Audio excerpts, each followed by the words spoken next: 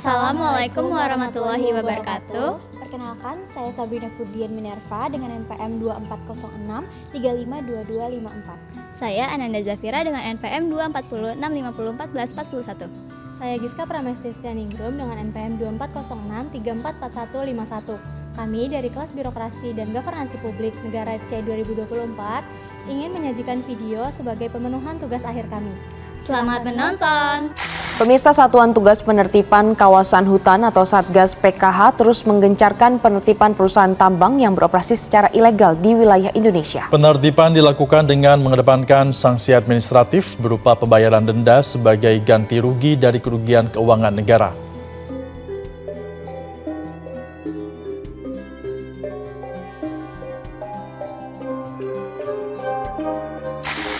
Pada tahun 2025, pemerintah Indonesia menjatuhkan denda administratif sebesar Rp38,62 triliun kepada puluhan perusahaan sawit dan pertambangan yang terbukti beroperasi secara ilegal di kawasan hutan. Selain denda, negara juga menyita jutaan hektar lahan dan sebagian diserahkan kepada BUMN baru PT Agrias Palma Nusantara. Kebijakan ini dipimpin langsung oleh Presiden Prabowo Subianto melalui Satgas Penertiban Kawasan Hutan yang melibatkan aparat militer dan penegak hukum. Langkah ini menuai reaksi yang beragam. Ada perusahaan yang patuh, ada yang melawan secara hukum, dan pasar global pun ikut bereaksi. Kasus ini menjadi contoh nyata bagaimana tata kelola publik menjadi diuji.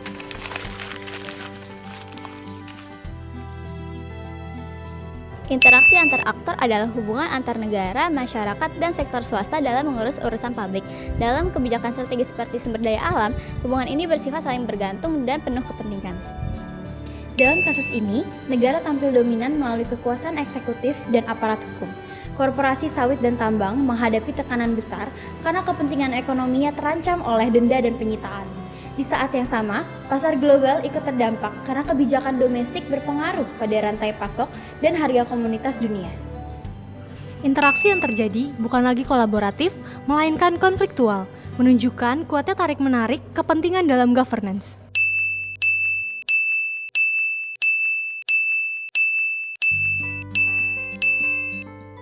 Kepercayaan publik adalah keyakinan masyarakat bahwa pemerintah bertindak adil dan berpihak pada kepentingan umum.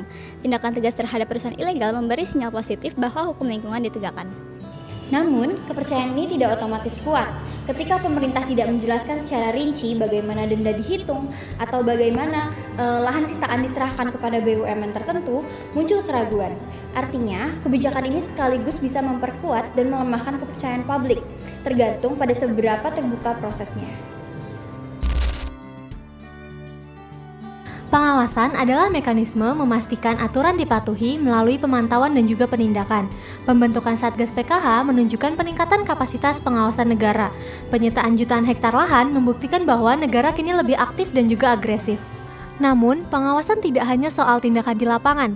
Ketika data pelanggaran dan juga nama perusahaan tidak dibuka ke publik, efektivitas pengawasan sulit dinilai.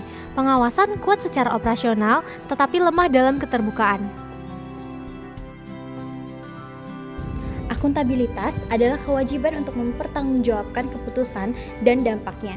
Dalam kasus ini, denda besar menunjukkan bahwa korporasi diminta bertanggung jawab atas pelanggaran hukum. Namun, akuntabilitas juga berlaku bagi pemerintah.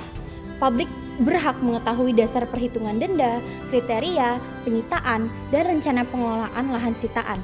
Tanpa penjelasan tersebut, akuntabilitas hanya bisa berjalan satu arah. Transparansi berarti keterbukaan informasi agar publik dapat mengawasi. Dalam kasus ini, transparansi masih menjadi titik lemah. Nama perusahaan yang didenda, rincian pelanggaran, dan metode perhitungan denda tidak dipublikasikan secara detail. Tanpa data keterbukaan, masyarakat tidak bisa menilai keadilan kebijakan dan resiko kecurigaan publik jadi semakin besar. Tugas disusun sebagai ujian akhir semester GASAL mata kuliah Birokrasi dan Governansi Publik. Terima kasih banyak pada dosen pengampu kami selama 1 semester yaitu Mas Devni S. Hos, MPM, Mbak Fajar Wardani Wijayanti, MSc, dan Dr. Didit Nordiatmoko, MM.